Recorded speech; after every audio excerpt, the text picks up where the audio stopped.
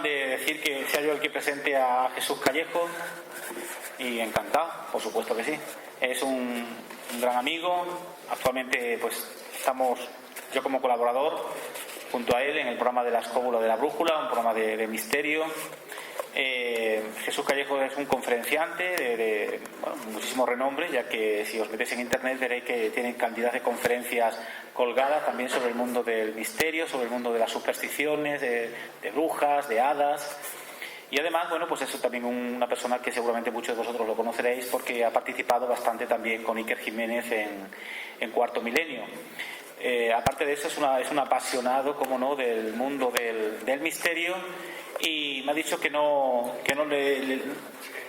quiere empezar cuanto antes, y yo creo que con esto es más que suficiente, porque lo importante lo va a decir él y vosotros mismos vais a catalogarle todo el poderío que tiene y la altura que tiene como conferenciante. Así que un aplauso para Jesús Callejo y que comparta con nosotros todo lo que sabe.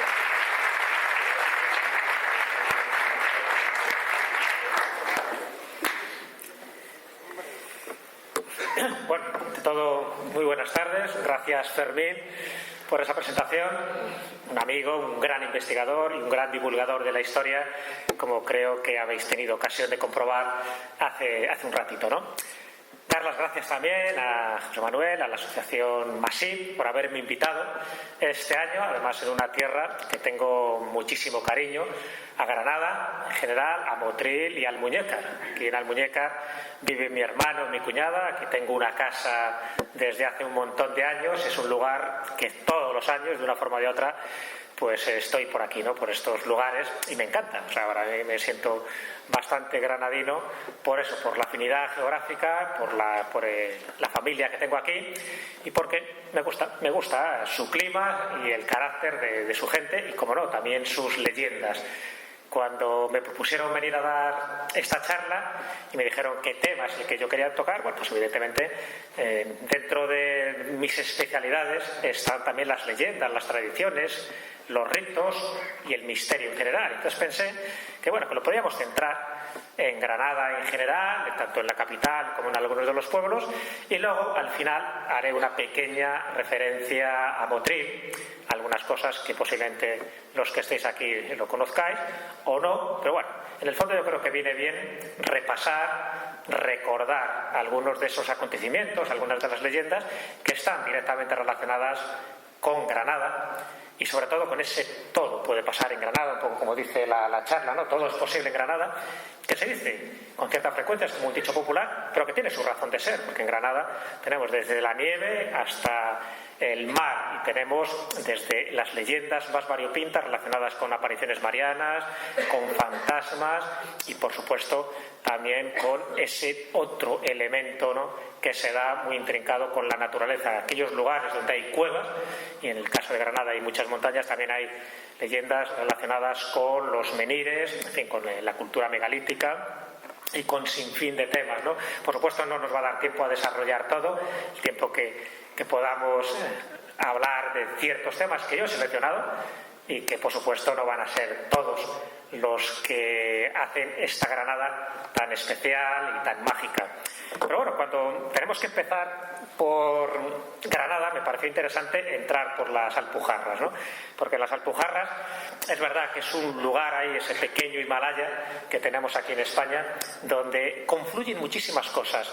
La verdad que las Alpujarras, que comparten tanto Granada, ¿no?, como Almería, pero bueno, voy a centrar evidentemente en las Alpujarras granadinas, hay cantidad de sitios y por eso siempre me ha llamado la atención. Yo cuando he ido a las Alpujarras siempre descubro cosas nuevas, ¿no?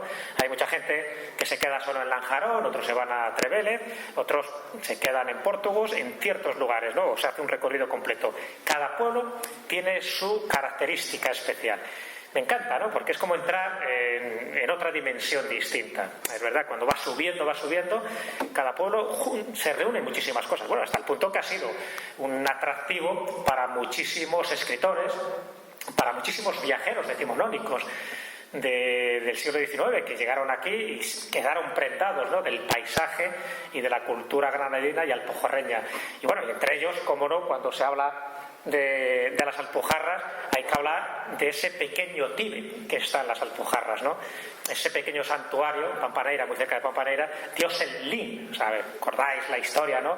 Dios el Ita Torres, ese niño, ¿no? Que nace y al final dicen que era la reencarnación del Lama Yese, ¿no? De un lama tibetano, en fin, todo lo que circuló alrededor de eso, y porque nace en esa pequeña aldea, en la Atalaya, como así la llaman, que es ese pequeño reducto tibetano. O sea, en las Alpujarras nos podemos encontrar con este molinillo de oración que está ahí en el centro, gigantesco, no es una campana, es un molinillo de oración que hay que girar de izquierda a derecha, y cada vez que se gira hay un mantra dentro, el Om Mani Padme Hum, que se va rezando. O sea, el sistema de oración tibetano es sumamente curioso, porque no hay que repetir ciertas plegarias o ciertos mantras, sino el mero hecho de bambolear el molinillo de oración manual, o bien que es más gigantesco, ya está rezando, ¿no? Bueno, pues ahí es donde nace este niño, donde se genera toda esa polémica si al final era o no era la reencarnación del Lama Yese, pero sin entrar en ese tipo de disquisiciones. Y luego lo que le ha pasado a este, que ya no es tan niño, ¿no? Que es Osel Ita, ahí se ha quedado ese santuario, un santuario tibetano curiosísimo, raro, donde parece que han trasladado una parte del Tíbet a las Alpujarras, y donde se respira esa espiritualidad budista, esa espiritualidad tibetana. Así que las Alpujarras tiene eso, igual que el Lanjarón, un poco como la puerta de las Alpujarras. El Lanjarón, esas aguas medicinales, que además han tenido multitud de propiedades, ¿no? Se sabe que tienen bastante de calcio, en fin, que están carbonatadas, y eso sirvió precisamente para que se creara un balneario. El balneario, cuando se empieza a utilizar industrialmente, porque esto se conocía ya desde la época romana, pero cuando se empiezan a utilizar industrialmente es a partir del siglo XVIII, y es en el XIX cuando ya se crea el balneario, y además se hace por una motrileña, ¿no? Que es la duquesa de Santoña, que es la que ve comercialmente el rendimiento que se le puede sacar a este tipo de aguas terapéuticas, a estas aguas medicinales de Lanjarón. Ahí fue muchísima gente, muchísimos escritores, ya digo, del siglo XIX. Por aquí estuvo desde Richard Ford hasta, bueno, García Lorca, evidentemente. Andersen intentó acercarse a las Alpujarras, pero solo se quedó por la zona granadina, y también estuvo por Cádiz. Bueno, Teófilo Gutiérrez, Alejandro Dumas, etcétera, etcétera. O sea, que estamos hablando de un lugar increíble, ¿no? Aquí estoy yo sacando pecho en Trevélez, en este lugar de las Alpujarras, que por cierto dicen que es el pueblo más alto de España. No es verdad, no es exactamente, ahí estamos a unos 1.460 metros. El pueblo más alto de España parece que es un pueblo de Teruel, que estaría a 1.690 metros de altitud, pero da igual. Ya sabes, muchas veces las distancias depende también si medimos dónde está la iglesia o medimos dónde está el ayuntamiento, o lo que sea, ¿no? Se ha considerado tradicionalmente que Trevélez es el pueblo más alto de España, como así dice el cartel que te da la bienvenida a Trevélez, pero bueno, el que va allí evidentemente es por respirar esos aires alpujarreños, y sobre todo ese buen jamón. No me extraña que con ese viento y con ese aire, pues los jamones se cuiden como se deben cuidar, ¿no? Así que también tenemos esa peculiaridad de las Alpujarras. Y claro, cuando hablamos de las Alpujarras hay que hablar de un pueblo que lo hizo célebre un hispanista inglés, que era Gerald Brennan, ¿no? Y ese pueblo que bueno, tiene una especie de sentimiento contradictorio con Gerald Brennan, ¿no? En Yegen, sabéis que hay una película que es al sur de Granada, que os recomiendo, donde se cuenta un poco pues las peripecias de este jovencillo, ¿no? Cuando en 1919, huyendo un poco de su pasado y de sus historias, ¿no? De sus neuras inglesas, pues se encuentra en este pueblo totalmente perdido ahí en la Alpujarra. Si hoy por hoy es poco conocido, imaginaros, ¿no? A principios del siglo XX, y allí que va, pero allí encuentra lo que él quería, que era la paz, que era el sosiego, que era ese reducto para inspirarse y para empezar a escribir. Pero también se enamora. Bueno, hay toda una historia que se enamora de la Juliana, que era su criada, que tenía 15 años, la deja embarazada, al final él se va a Inglaterra, cuando vuelve se queda con la niña, y bueno, todo ese tipo de escándalo, de cotilleo sentimental que generó Gerald Brennan en este lugar, pues ya digo, ha creado ciertos sentimientos contradictorios. Por una parte hay gente que sabe que ese Yegen es conocido es gracias a Gerald Brennan, y otros pues no perdonan un poco pues la faena que le hizo a esta niña cuando tenía 15 años y que luego prácticamente se olvidó de ella. Es la niña que tuvo fruto de sus amores, que se llamaba Elena, luego la cambió el nombre, nunca la volvió a ver su madre, ¿no? La Juliana, que luego se fue a Granada y se casó de nuevo, tuvo 4 hijos más y nunca supo más de su primera hija. Bueno, pues son las historias de ese núcleo de Busbury, de ese núcleo inglés, donde Gerald Brennan era uno de ellos, también era Virginia Woolf y muchos más escritores. Y ahí le tenemos ya a Gerald Brennan cuando le hacen este homenaje, ya al hombre ya le quedaba muy poco tiempo para morir, y bueno, que no deja de ser pues como un representante cultural que dio a conocer una cierta zona de la Alpujarra que a lo mejor de otra forma no hubiera sido conocida, ¿no? Bueno, en Portugal, ahí estoy, ¿no? En la Fuente Agria, esos 5 caños que cada uno sabe casi de distinta manera.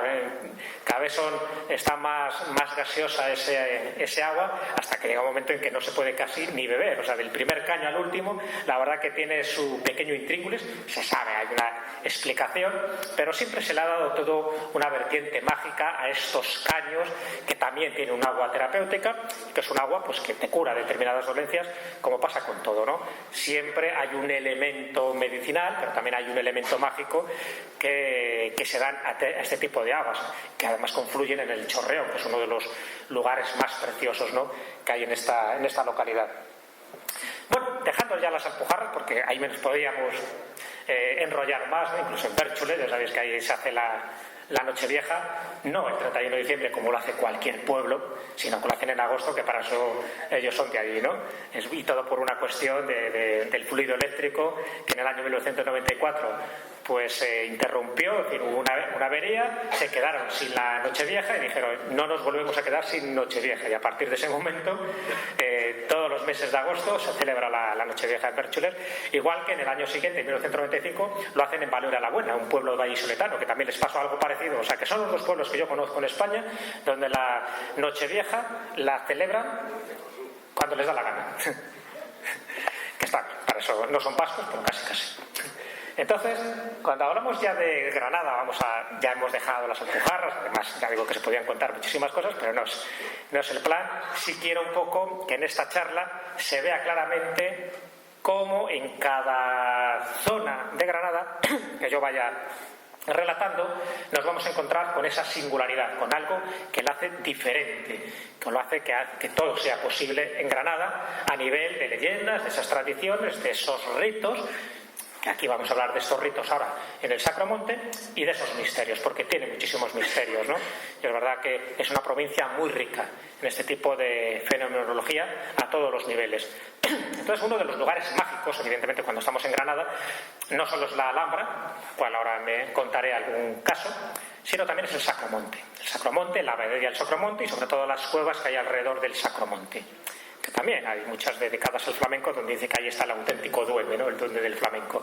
Pero yo me voy más a la abadía, una abadía que surge a raíz del descubrimiento de unos plomos extraños, ese quinto evangelio, los libros plúmbeos, y que generaron toda una historia, incluso hasta Felipe II se creyó la autenticidad de aquellos plomos. Aquí los tenemos. Estos plomos estuvieron deambulando desde el año 1594, más o menos, que fueron hallados casualmente, y donde, yo no sé si conocéis un poco esta historia, pero me parece una historia fascinante.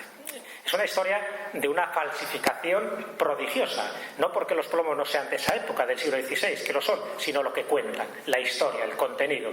Y todo tenía que ver, era una época convulsa, también en las Alpujarras había muchísimo morisco, y en el resto de España, que bueno, que de alguna forma son los que movían un poco la economía, ¿no? Habían sido expulsados ya los judíos y los moriscos estaban mal vistos y de alguna forma tenían que acreditar un poco su linaje, ¿no?, de que ellos no eran cristianos viejos, pero bueno, de alguna forma sí que tenían derecho y reivindicaban un poco el pasado de estar aquí y que no fueran expulsados, como efectivamente ocurrió al poco tiempo, en 1609, por una orden de Felipe III. Pero bueno, estamos un poco antes y aquí se hallan estos plomos del Sacromonte junto con unas reliquias de San Cecilio y otros santos, intentando reivindicar de que este San Cecilio, que al fin y al cabo tenía un origen árabe, ¿no?, y que bueno, fueron martirizados en la época de Nerón y una revelación de la Virgen lo que hace es indicar un poco todo ese tipo de pormenores. Entonces, claro, la falsificación es perfecta. Luego se supo quién estaba ahí detrás, ¿no? Manuel de Luna, que era un intérprete de Felipe II, y mucha más gente. Era gente que lo sabía. Estuvieron durante muchísimo tiempo intentando ser analizados. Se creyó a pies juntillas durante muchísimos siglos, hasta que cuando llegaron al Vaticano se analizaron, se dieron cuenta ya que eran totalmente falsos y regresaron a Granada en el año 2000, ¿no? Desde entonces ya se pueden ver en este pequeño museo de la Abadía del Sacromonte. Para mí es una reliquia, es una joya, ¿no? Ya digo, a pesar de que están ya considerados como falsos, pero el que se han llamado es el quinto evangelio, es esa capacidad de falsificación y de imaginación que había en aquella época por parte de los moriscos para fabricar de la nada prácticamente una especie de textos supuestamente revelados por la Virgen, encima escritos en árabe, la mayoría de ellos, con lo cual la Virgen en aquella época sabía árabe. Bueno, se creó toda una polémica increíble y Felipe II se lo creyó porque él necesitaba creer, se lo creía todo, para eso tenía 7.000 reliquias en el Escorial y tantas cosas. Pero lo interesante de esta abadía del Sacromonte, los que hayáis estado allí, que me imagino que prácticamente todo, es que hay dos piedras. Dos piedras que están colocadas en ciertas partes de estas catacumbas, y una es blanca y otra es negra, y te cuenta una leyenda. La leyenda, que ya sabéis que a mí me gusta mucho ese tipo de leyendas, pero también me gusta interpretar la leyenda y saber un poco la antigüedad. Yo estoy convencido que esta leyenda es muy reciente. Son supersticiones que se crean a raíz de ciertos acontecimientos, vamos a llamarlos anecdóticos, y a partir de ahí ya queda un poco en el inconsciente colectivo y se sigue practicando siempre con la consabida frase de por si acaso. ¿Qué ocurre? Que hay una piedra negra y una piedra blanca. Aquí entramos de lleno en los ritos de fertilidad. O en ese tipo de ritos que se hacían antiguamente, sobre todo con las mujeres casaderas que querían encontrar novio, o aquellas que ya tenían novio, tenían marido y querían quitárselo de encima y no sabían cómo. No existía todavía el divorcio, entonces había que inventarse algo.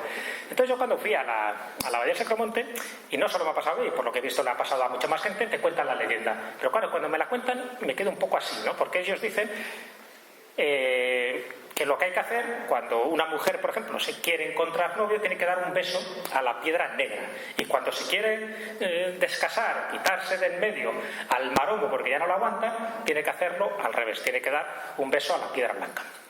Lo cual me extrañaba mucho, ¿no? Porque el simbolismo normalmente es al revés. Lo blanco es precisamente lo puro y aquello que sirve para que se conceda el deseo, y lo negro normalmente está asociado con lo maligno y por lo tanto con la desunión de lo que tú quieres provocar.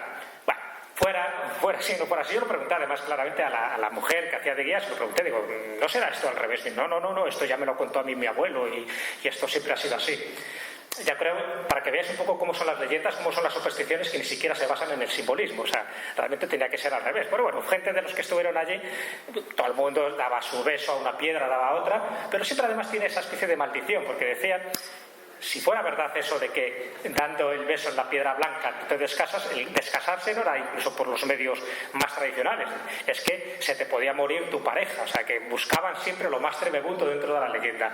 Digo, bueno, teniendo en cuenta que esto es una superstición moderna y teniendo en cuenta que encima se han equivocado en la finalidad, o sea, no hay que cambiar el color a las piedras porque si no cuadra, no os lo creáis. Cuando vayáis allí, el que quiera dar el besito, que lo dé, pero que no se lo crea mucho más allá. Y además hay que hacerlo en una época muy concreta, en un día muy concreto, para que el ritual funcione, que es el 2 de febrero, que es el día de San Cecilio, y por lo tanto también hay que tomar esa tortilla del Sacromonte, hecha con, ya sabéis, con vísceras, criadillas y cosas de esas, que dice que da mucha fortaleza y sobre todo que sube el colesterol. Bueno, también sirve, ¿no? Si alguien se sienta ahí por todo, que haga todo el ritual, y ya veréis cómo no funciona en absoluto.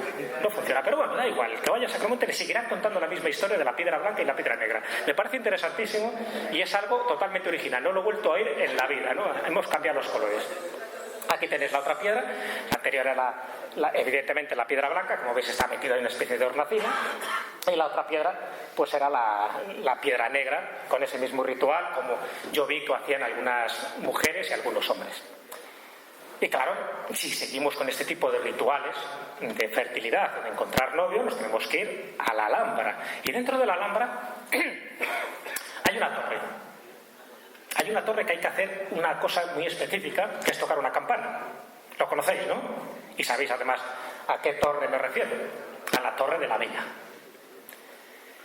¿Qué hay que hacer? Bueno, aquí hay que cambiar el día. Evidentemente aquí ya tenemos que ir a ese 2 de enero, ¿no?, de cuando se conmemora, ¿no?, la toma de Granada en el año 1492, y ahí hay que hacer pues algo.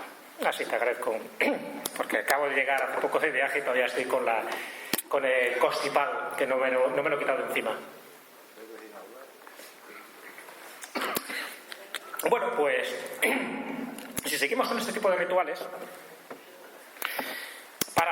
antiguamente, ahora ya no, porque ya no es necesario, por suerte hemos cambiado mucho, pero bueno, antes lo que eran las mujeres casaderas, si querían casarse a lo largo del año, tenían que ir ese 2 de enero y tocar la campana de la Torre de la Vela, porque también una superstición moderna, no tiene nada que ver con el siglo XV ni el siglo XVI, había que tocarla, y se dice que encontrabas novio a lo largo de ese año. Así que claro, entre el Sacromonte y la Torre de la Vela, desde luego, no creo que hubiera ninguna mujer soltera durante todos estos siglos, porque lo tenían fácil, ¿no? Y si querían quitarse al chico, a su pareja, también lo tenían muy fácil, dando un beso a la piedra blanca, no sé. Así que ahí tenéis otro ritual que se sigue practicando y se sigue haciendo, ¿no? Ahora, muchas veces por tontería. Ocurre en otras partes de España, ¿eh? Yo lo he visto también en Covarrubias, en la colegiata de Covarrubias, que está también ahí el sarcófago de la reina Cristina de Noruega, y también hay una campanita que hay que tocar, por lo mismo, ¿no?, para que te intentes casar. O el ritual de los alfileres, tanto en Toledo como en Madrid, que hay que apretar la mano para intentar a ver cuántos alfileres se quedan. Cantidad de rituales, pero siempre están asociados con lo mismo, que es con la idea de tener pareja y con la idea de procrear, de tener hijos, la fertilidad, que eso siempre ha sido un leitmotiv en todo tipo de leyendas y en todas las épocas y en todos los lugares, por supuesto. Claro, si hablamos de la Alhambra, hay un referente también, así como en Jäger lo hizo popular Gerald Brennan. Es verdad que en los cuentos de la Alhambra de Washington Irving, una obra que se publica en 1832, le dio muchísima popularidad a la Alhambra, que ya la tenía por entonces, pero bueno, desde luego no era el lugar más visitado. Ya sabéis que la Alhambra es el sitio turístico más visitado de toda España, con lo cual ahí tenéis otra circunstancia de por qué todo es posible en Granada, ¿no? Tenéis el edificio más emblemático de toda España en cuanto a visitas. Washington Irving recogió muchísimas de las tradiciones y de las leyendas que él escuchó cuando él estaba por aquí y lo dejó escrito en este libro memorable, ¿no?, Los cuentos de la Alhambra. Y una de las cosas que cuenta en este libro, que luego se ha repetido en otros libros, ¿no?, de divulgación, es una historia que le cuenta su guía. Él contrata a un guía que se llama Mateo. El Mateo le va llevando por las distintas dependencias dentro de la Alhambra y le va contando historias. Y una de las historias que le cuentan, bueno, ahí tenéis ese cartel un poco en homenaje a Washington Irving y con los cuentos de la Alhambra, que está en un sitio muy concreto, porque esa historia que le cuenta tiene que ver con la Puerta de la Justicia. La Puerta de la Justicia es uno de los lugares de entrada a la Alhambra, y en la Puerta de la Justicia hay dos símbolos muy extraños. Uno está, por decirlo así, en el arco exterior, y otro está en el arco interior. Esas puertas, hay varias puertas como veis, pero bueno, la que nos interesa en principio es la que tengo yo aquí a mi derecha, a vuestra izquierda, que aparece en esa Puerta de la Justicia. Además se llama así porque, bueno, en aquella época, estamos hablando, es una puerta que construye Yusuf en el siglo XIV, Yusuf I. En esa puerta pues se asentaba un poco como una especie de tribunal de justicia para impartir ciertas normas de justicia social que se producían en aquel momento, un poco como pasaba en Valencia con el Tribunal de las Aguas. Y aquí lo hacían, de ahí que se llame la Puerta de la Justicia. Y ahí tenemos estos dos símbolos, ya digo, no juntos, están dentro de la puerta, pero en distintos lugares, ¿no?, en el exterior y en el interior. Por una parte una mano y por otra parte una llave con su correa. No sé si lo conocéis, si lo habéis visto. Washington Irving lo cuenta. Una de las leyendas de sus cuentos de la Alhambra es esta. A él le llama mucho la atención también en su momento, y luego pues ha ido corriendo un poco la historia y sobre todo la leyenda casi apocalíptica que hay alrededor de esto. La mano tiene una clara simbología. La mano, por una parte unos dirían que sería la mano de Fátima, y por otro día sería la Hansa. La Hansa es esa mano de protección, esa mano sagrada, que por otra parte con los 5 dedos lo que está representando son los 5 preceptos o mandamientos principales del Islam. O sea que tiene una clara simbología teológica la mano, pero también es una mano de protección. No lo olvidemos, la Hansa es una mano de protección. De ahí que se lleve como amuleto, tanto si es la mano de Fátima como si es la Hansa, siempre por judíos, por musulmanes y por cristianos. Se considera que tiene ese efecto benéfico, ese efecto de protección. ¿Y la llave qué significaría? Bueno, pues según Washington Irving cuentan en los cuentos de la Alhambra, sería esa llave que David, el rey David, entregaría al profeta, ¿no? De una forma simbólica y que representa también la fe y el poder. Bueno, ¿qué leyenda le contaron a Washington Irving en los años 30 del siglo XIX que luego se ha ido transmitiendo? Pues que cuando la mano y la llave se toquen, lo cual sería un imposible, pero cuando se toquen, los tesoros verdaderos de la Alhambra saldrán a relucir, los tesoros de los moros, tal como él cuenta, saldrán a relucir. ¿Qué quiere decir? ¿Y por qué digo que tiene un tono apocalíptico? Porque quiere decir que la Alhambra, de alguna forma, se destruiría, resurgiría todo ese tipo de tesoros o de secretos que tiene el subsuelo, pero claro, a cambio de perder una gran obra de arte. Pero también eso, y es la otra variante de la leyenda, dice que los musulmanes volverían otra vez a tomar posesión de la Alhambra, de Granada y de Al-Ándalus, ¿no? Como tal.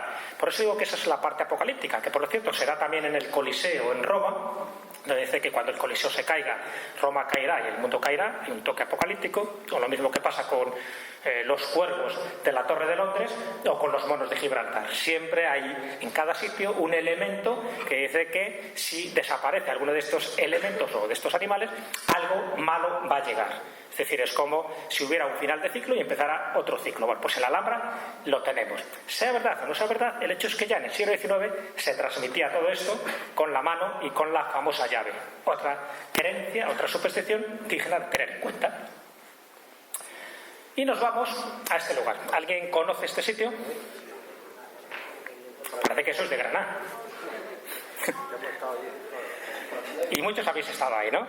Bueno, también me gusta siempre hablar, aparte de las leyendas, de personajes relativamente modernos y que han dejado su huella. Para mí me encanta también un poco ese aspecto de cómo Granada ha atraído a personas que, sin ser de Granada, pero han dejado una huella profunda por su humanidad, por su bondad. Este es el convento de los capuchinos y, por supuesto, dentro, durante mucho tiempo, estuvo presente una gran figura, que es Fray Leopoldo de Alpandeire. Fray Leopoldo, como le llamaban los niños.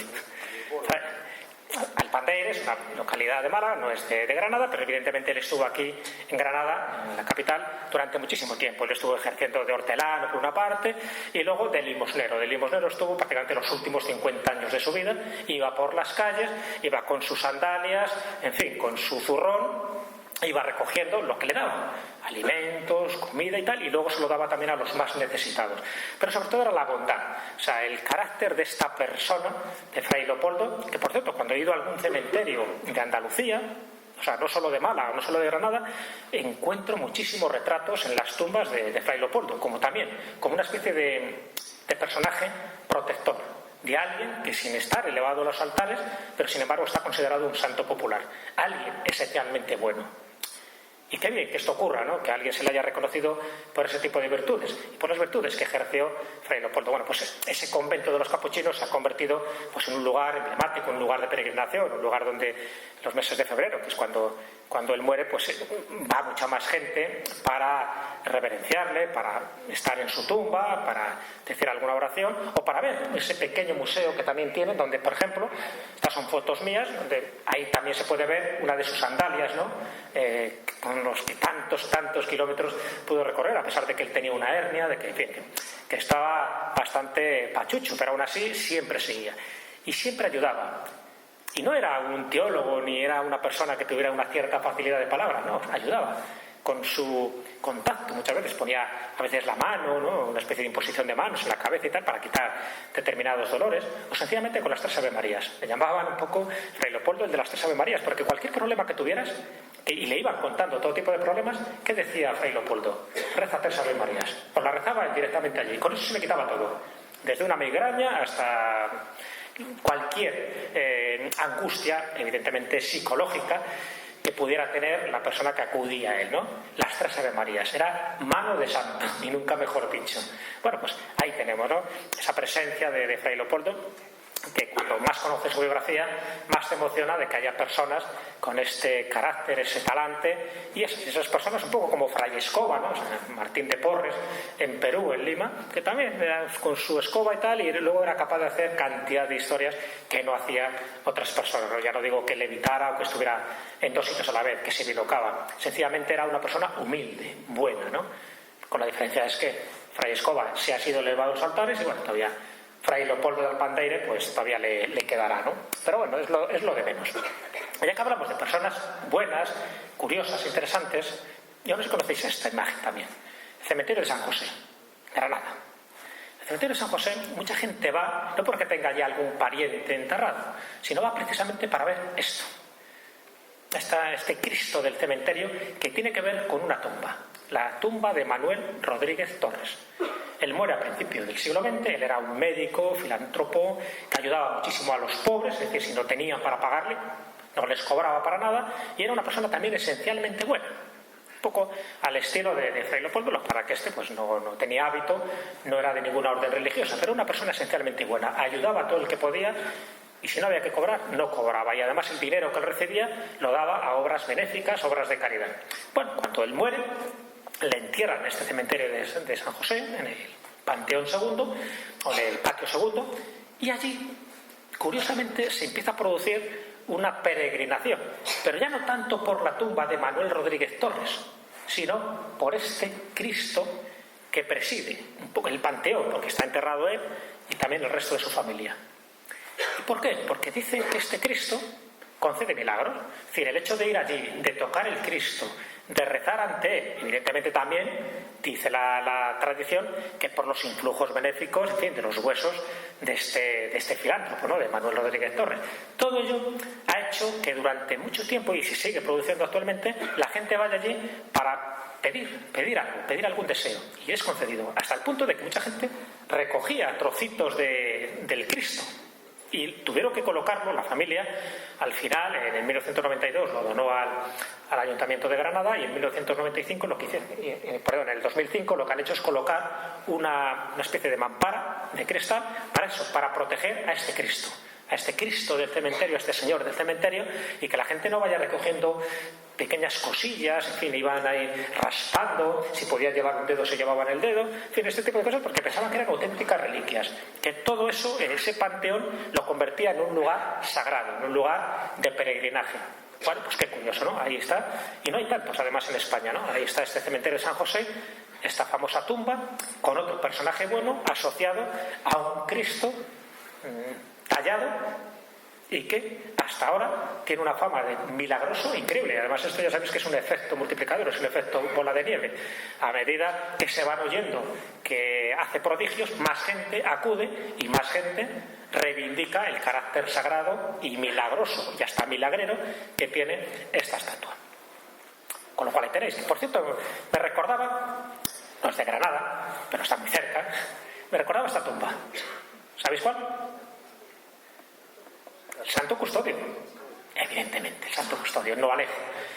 Ya digo, no es Granada, pero bueno, ya sabes que es el polo que está más cercano una vez que ya pasas de la provincia de Granada. Nos encontramos con Alejo, en Jaén, pero también es otra tumba increíble. También otro santo popular. No ha sido elevado a los altares y posiblemente no lo sea nunca. Pero bueno, sí me parecía interesante destacarlo aquí porque tiene relación con lo que estoy diciendo.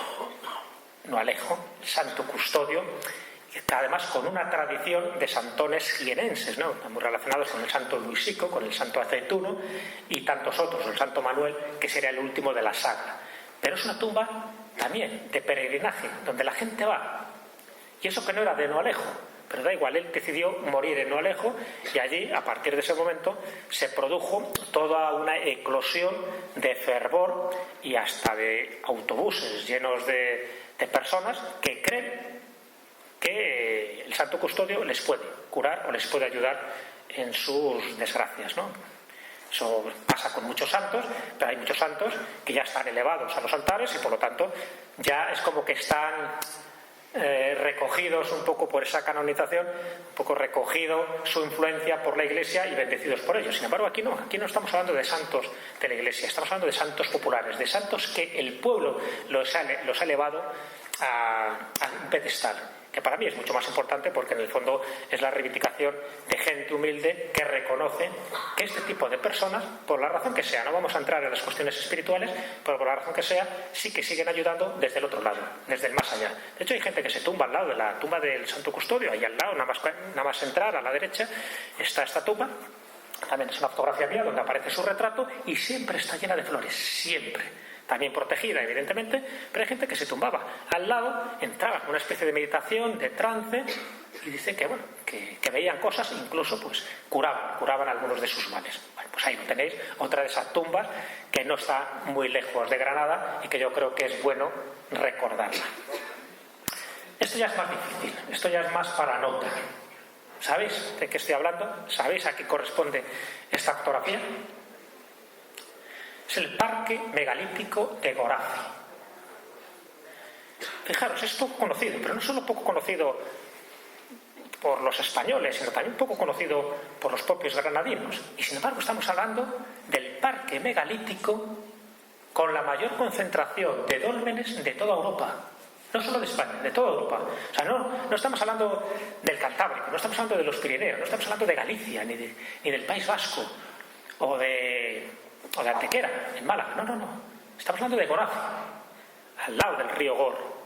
Y estamos hablando de 198 dólmenes repartidos en 10 necrópolis alrededor de la población que hace unos 5.000 años aproximadamente rendían un culto a una divinidad que no sabemos qué es y con unas dimensiones y una orientación que nos deja estupefactos. Y ya no solo cómo se construyeron esos dólmenes, precisamente son megalitos, es decir, en piedras que son traídas desde lugares distantes y luego ensambladas, izadas hasta allí. ¿Qué tecnología tenían? Estamos hablando de hombres prehistóricos, estamos hablando del neolítico, estamos hablando de personas que en teoría no conocían la escritura y no conocían cómo son los rudimentos básicos de la palanca o de la ingeniería para poder elevar estas moles. Bueno, pues aquí en Gorace algo reunió, algo importante ocurrió en aquel momento para que hubiera tanto dolmen. ¿Que podemos decir que tenía una finalidad funeraria? A lo mejor. Pero lo que no cabe duda es que eran templos sagrados, eran templos que estaban a las afueras de los poblados y que se construían con una clara finalidad, a veces astronómica, por la orientación que tienen. Que luego se enterraran ahí, posiblemente, igual que pasa con las catedrales. La catedral no es un lugar de enterramiento, pero sin embargo hay gente que se entierra. Lo mismo pasaba con los dólmenes, o con los crones, o con los menires, o con las navetas, si nos vamos a las Baleares, o con las taulas, o con los talayot. Es decir, son monumentos megalíticos que cada uno tenía una finalidad específica. Algunos podían tener una finalidad funeraria, pero otros evidentemente no. Y en Gorace, ya digo que no es muy conocido, y sin embargo ahí está esa mayor concentración de dólmenes de toda Europa, un poco equiparable también a la Sierra de San Pedro en Extremadura, donde también hay muchísima concentración, pero aquí estamos hablando de 198. Otros dicen que hay hasta 235, porque también hay dólmenes que están destruidos, en fin, habría que reconstruir, pero que formarían parte de esa estructura original de hace 5.000 años. Gorace, no lo olvidéis, lugar interesantísimo, lugar de poder, lugar donde nuestros antepasados sabían que ahí confluían tanto las energías telúricas como las energías cósmicas. Y nos vamos otra vez a Granada, pero esta vez abrimos un apartado muy rápido, porque no me quiero centrar solo en esto, porque la verdad quedaría para mucho juego, que es los fantasmas de Granada. Pero me refiero a los fantasmas intangibles, no estoy hablando de los fantasmas que tienen nombre y apellido, que seguro que los hay. No, los intangibles, los que meten sustos, los que dan miedo. Y hombre, el más conocido, ¿cuál sería? El que está en la calle Mesones. El fantasma de la Diputación, que ya no es la Diputación, que es ahora el catastro, si no lo han vuelto a cambiar, ¿no? Pero bueno, el fantasma de la Diputación Provincial, dio mucho juego, dio mucho revuelo desde el año 1969, donde se empiezan a producir esas primeras manifestaciones paranormales.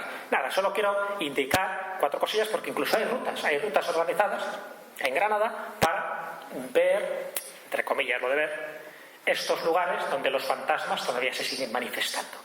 Uno de ellos es esta calle Mesones, en el número 22, donde estaba la antigua Diputación, donde se registraron muchísima fenomenología de todo tipo, en fin, luces que se encendían y se apagaban, muebles que se corrían solos, extraños olores, a veces nauseabundos, y cantidad de esta fenomenología paranormal, ¿no?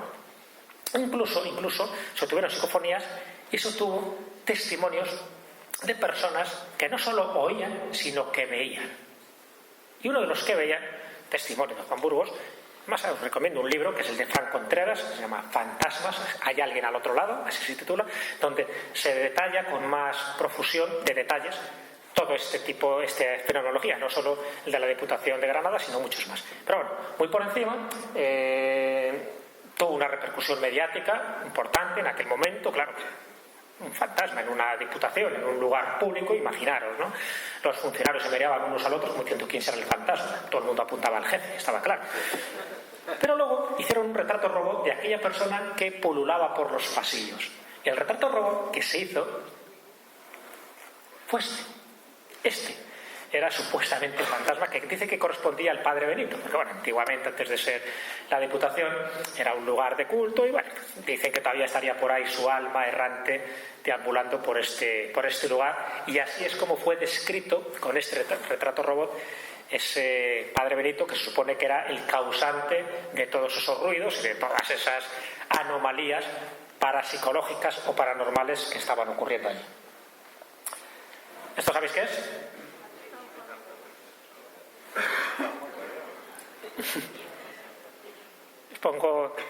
Este es el hospital, el Real Hospital, el Hospital de San Juan de Dios, por cierto, también otra persona increíble, ¿no? Personaje como, a pesar de que no era de Granada, pero como estuvo muchísimo tiempo en el siglo XVI haciendo sus menesteres para ayudar a la gente, ¿no? San Juan de Dios, uno de esos santos increíbles también, y que tiene una biografía, o mejor dicho, una agiografía de lo más fascinante. Pero bueno, lo que se cuenta es que uno de los que ayuda a San Juan de Dios es uno de los capitanes de los tercios de Flandes, que era Antón Martín. Antón Martín en Madrid tiene una plaza muy cerca de la Puerta del Sol, y hay muy poca gente que conoce que Antón Martín estaba relacionado con San Juan de Dios. Eran creadores de hospitales, de hospicios, y lo crea. Y el criado morisco que tenía Antón Martín se llamaba Frasquito. Frasquito muere y dicen que todavía Frasquito no sería San Juan de Dios ni sería el capitán Antón Martín, sino que sería Frasquito el que de vez en cuando por el Hospital Real de San Juan de Dios sigue también haciendo de las suyas, ¿no? Bueno, fuera verdad o no sea verdad, también ahí lo dejo, porque ya le atribuyen también a él esas fantasmogénesis.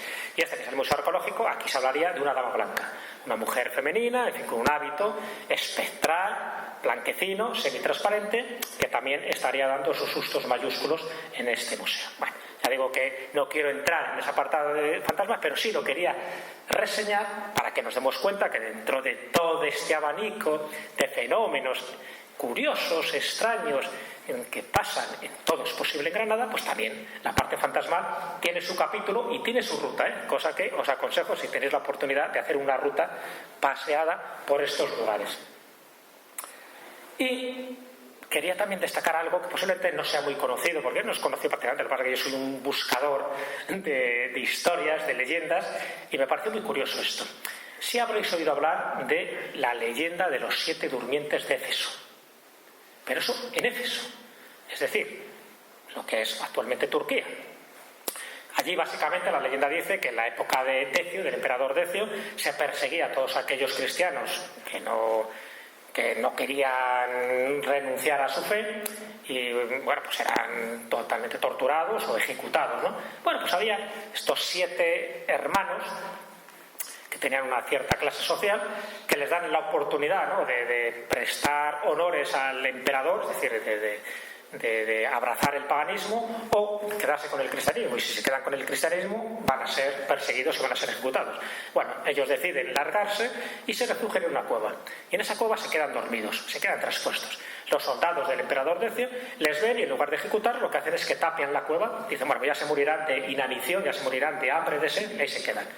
Y así se quedó, tapian la cueva y no se vuelve a saber más de los 7 hermanos de Éfeso.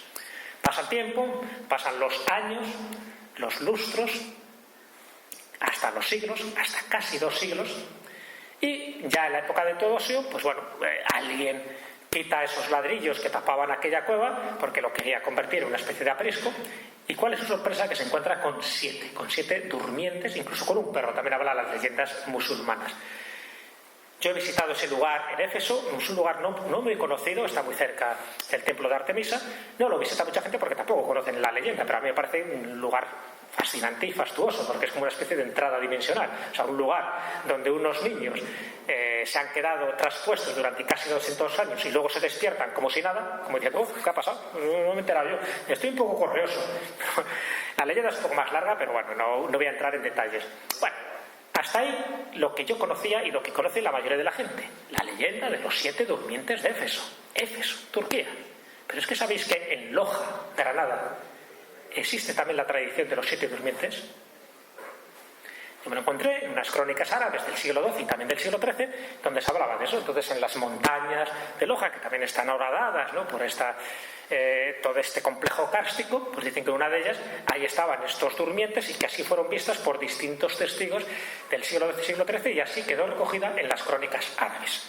Ahí tenéis una de las representaciones medievales donde se ve claramente cómo están quitando las piedras de la entrada a la cueva y cómo estaban allí estos 7 niños de Éfeso, que por cierto se ha convertido también en un amuleto, igual que pasa con la hansa, con la mano, también se han convertido en un amuleto. Es decir, hay todo un ritual de protección para los musulmanes, que es llevar la oración de los 7 durmientes de Éfeso. Bueno, lo he contado como curiosidad para que veáis que también en Loja, además de las maravillas que tiene Loja, tiene también esta leyenda muy poco conocida, pero que la ubicaría no en Turquía, sino en España, y en concreto en Granada, y en concreto en Loja. Curioso que la puerta dimensional al final esté allí. Uno va a buscar la Turquía y resulta que la tiene aquí a la puerta de la esquina. Estaría bueno. Ya acabamos ahora. Seguimos con los rituales. Moclín, el Santo Cristo del Paño. Interesantísimo, además con la romería, cada 5 de octubre, donde se junta muchísima gente. Es un pueblo de no más de 400 habitantes, pero sin embargo, cada mes de octubre se pueden juntar 20.000, 30.000 personas. Alrededor de esto, de un cuadro, de un lienzo, de Jesús Nazareno llevando la cruz. Además es como una pequeña reproducción de un cuadro de Tiziano. No se sabe quién es el autor de este cuadro, la leyenda lo remonta a los Reyes Católicos, pero se sabe que el culto empieza a partir del siglo XVII. Del XVII, y sobre todo a raíz de que un sacristán es curado de una enfermedad de la vista, que son las cataratas, que por entonces se llamaban la enfermedad del paño, de ahí que se llame el Cristo del Paño. Entonces, desde ese momento empieza a salir en procesión, es un ritual, que hay que tocar el paño, hay que tocar el lienzo, porque te quita los dolores. Pero ya no solo las enfermedades de la vista, sino dolores de cabeza, dolores articulares, todo tipo de cosas. Incluso, y aquí viene lo bueno, sabéis que la obra de Yerma, de García Lorca, que también estuvo, como os dije, en Lanjarón, estuvo en muchísimos lugares, en Lorca, una de las escenas finales está basada en este Cristo del Paño, porque también tenía propiedades fertilizantes. Se decía que aquellas mujeres que querían quedarse embarazadas y no podían, tenían que tocar el marco o el paño, o por lo menos algo que hubiera estado en contacto con este gran lienzo que sacan en procesión. O sea, que tiene la virtud de quitarte esas enfermedades de la vista, todo tipo de problemas relacionados con enfermedades psicosomáticas, y también, como no, pues en el mismo lote a tener hijos. La verdad que no se puede dar más por menos, ¿no? Y además te sale gratis. El Cristo del Paño, interesantísimo, porque con independencia de nuestras creencias es bueno saber cómo algo desde el siglo XVII se viene fomentando, se viene haciendo, y ojo, y la gente que ha sido curada por intermediación de este Santo Cristo del Paño, jura y perjura que esto es así, que es cierto, que se ha producido ese milagro. Podéis llamar el efecto placebo, la sugestión, da igual. Pero hay cantidad de casos que yo conozco donde esto se produce, y no solo con el Cristo del Paño, sino con otro tipo de reliquias o de elementos sagrados a lo largo de toda la geografía española. Ahí tenéis un detalle más de ese Santo Cristo del Paño de Moclín, curiosísimo, interesantísimo, y que tiene toda una retahíla de prodigios y de curaciones, de milagros, diría la Iglesia. ¿Sabéis cuál imagen está? Ya voy terminando porque, como veis, hay cantidad de cosas, pero bueno, voy aquí. El muñeca. Y al muñeca, la que tengo tanto cariño, por eso, porque estoy muy vinculado y todos los años voy allí y bueno, me encanta ir al Majuelo, al Palacio de la Najarra y cantidad de lugares que para mí son lugares mágicos también. Pero es un pequeño homenaje al muñeca, ya que la tenéis aquí al lado, y el encanto que tiene. Pero bueno, me quería ir a Motril. Estamos en Motril, ¿no? Pero hay dos hechos que están muy relacionados. Dos hechos que están muy relacionados, que algunos estoy seguro que conocéis, a lo mejor otros no conocéis. ¿Sabéis que Motril fue una república independiente durante 3 días? En la época cantonal, cuando se genera la primera república en el año 1873, en fin, cuando Mario de Saboya, el hombre se va amargado diciendo que este es un país ingobernable, se va aburrido el hombre. Bueno, se crea la primera república, y en la primera república ya nació un poco mal porque había 3 conflictos gravísimos que no pudo superar, ¿no? Por eso la primera república duró tan poco. Uno de los conflictos es que estalla la tercera guerra carlista. Se estaba todavía con la guerra de Cuba, la guerra de los 10 años de Cuba, que luego desembocó pues en lo que desembocó. Y por otra parte es el levantamiento cantonal. Sabéis que todo surge en Cartagena, pero por expansión pues empezó a producirse ese cantonalismo, que era pues buscar una república federal que ni Pimargal ni Salmerón en aquel momento pues estaban dando. Entonces estos querían ir por la vía rápida, y así se hizo no solo en Cartagena, en muchísimos lugares de España, incluyendo Granada, incluyendo Motril. Bueno, pues como sabéis, hace muy poquito, en el año 2008, se hizo una cápsula del tiempo. A mí las cápsulas del tiempo me encantan, ¿no? Porque en el fondo es como un viaje al pasado. Era la segunda cápsula del tiempo que se hacía en España. La primera era del Colegio de Ingenieros de Madrid, donde se había hecho esa cápsula del tiempo. Esta era la segunda que se hacía, pero se hacía con una finalidad muy clara. Bueno, la de ingenieros, esa ni la vamos a ver, porque esa es para un siglo, se va a destapar en el año 2108, por ahí, una burrada. Pero sin embargo la de Motril es distinta, porque la de Motril lo asociaron, esta cámara del tiempo, con ese momento de la independencia, de los 135 años de esa declaración de la independencia, desde el 22 al 25 de julio de 1873, que es cuando se produce esto, ¿no? Entonces buscaron esa fecha, el 22 de julio, que es una fecha emblemática. ¿Y qué hicieron ahí? Bueno, pues ahí tenéis los levantamientos cantonales que hubo en aquel momento. En fin, esto es una historia apasionante que algún día podríamos hablar largo y tendido, porque se generaron muchísimas cosas alrededor de ese concepto de independencia y de eso, de unidades distintas, independientes, que formaran luego todo un Estado federado, ¿no? Que es lo que se intentó crear ahí. Luego, claro, acabó como Rosario de la Aurora. De hecho, Cartagena, ¿sabéis? Es muy poco conocido, pero Cartagena, cuando ya vio que las cosas le iban mal, pidió la adhesión a Estados Unidos. Quiso ser un Estado más de Estados Unidos. Estados Unidos pasó de ellos, de donde está Cartagena. Pero bueno, de aquellos polvos son nuestros lodos. Es decir, ya sabéis que Cartagena luego ya no se siente ni siquiera murciana, todavía sigue con ese sentido del cantonalismo. Bueno, pues aquí en Motril pasó. Duró lo que duró, 3 días, y todavía pues se sigue reivindicando, y por eso esa fecha tan emblemática, ¿no?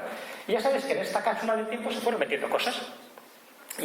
Y se metieron cosas representativas, en parte de Motril y en parte un poco pues del momento histórico en el que se estaba viviendo, que es 2008. Entonces, bueno, pues ahí veréis cantidad de elementos asociados a Motril, incluidas las canciones, pues con barajas, ¿no?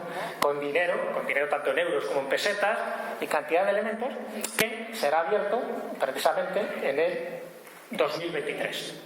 Aquí estaremos, seremos testigos de cómo se abre, de cómo aparecerá aquello. No sé si Moss o no, porque es una maleta de aluminio donde se ha incluido todo esto. Pero bueno, me llama la atención. Quería destacar un poco algo de Motril, y me pareció interesante esta segunda cápsula de tiempo, esta cápsula que de alguna forma pues reivindica un poco el pasado, porque cuando se habla pues hay mucha gente que no recordará este tipo de acontecimientos, y luego que se asociará con un acontecimiento histórico ocurrido en 1873 relacionado con ese momento cantonalista.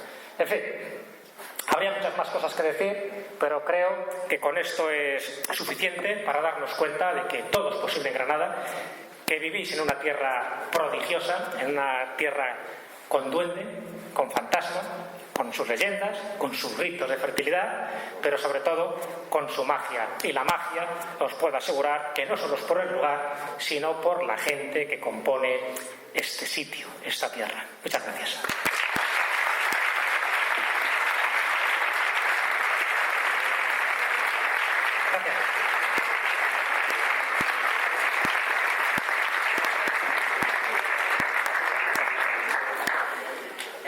No sé si hay turno para preguntas o ya terminamos.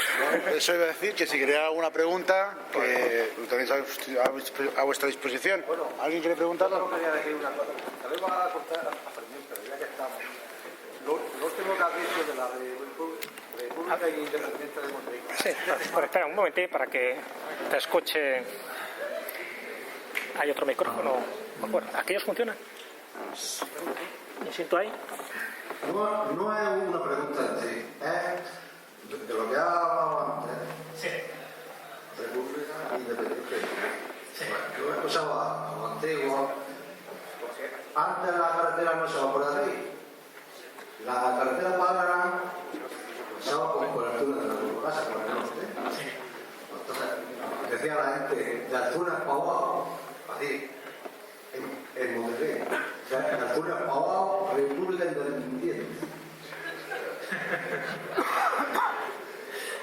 Bueno, Después de los contrabados de vino. ahora es curioso que para 3 días ha quedado una huella profunda en Monterrey, pero la verdad que no todo el mundo pudo hacerlo.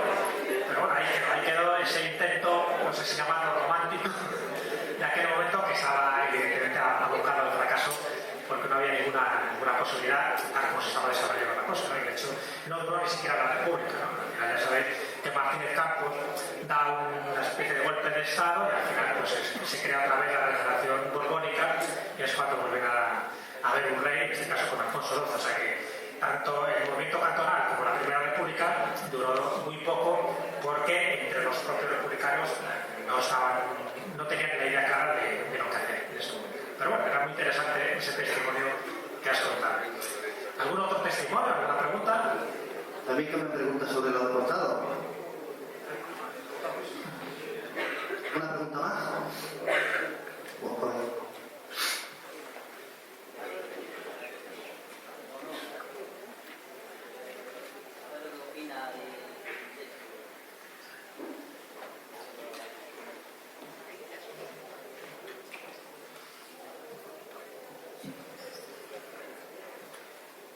Buscan a familia de Granada para identificar restos de republicanos en Burgos.